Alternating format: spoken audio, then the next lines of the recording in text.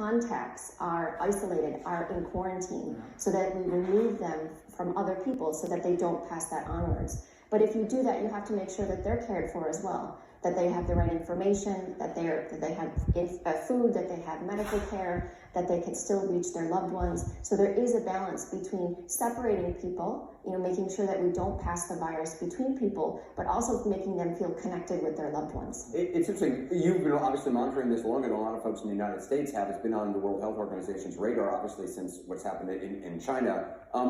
What best case practice, what works to contain this. What is the U.S. not doing that we should be doing, whether it's communities, leaders, whatever the case may be?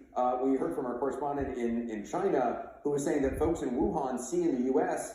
Americans in New York still going to gyms and can't believe that people are still doing that. What should the U.S. be doing that we're not doing right now, or that we need to ramp up more? Well, what I can tell you is what we know works. And what we know works is finding cases, finding contacts. We know that social distancing works, keeping people separated from one another. We know that if you're sick, if you're feeling unwell, you stay home.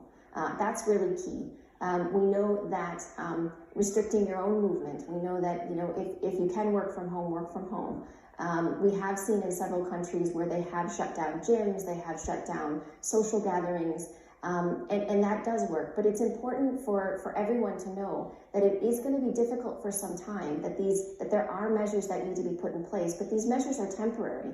All of these measures that are put in place may seem aggressive, may seem over the top, but we know that if you can separate people, then you restrict the possibility of this virus from passing from one person to another.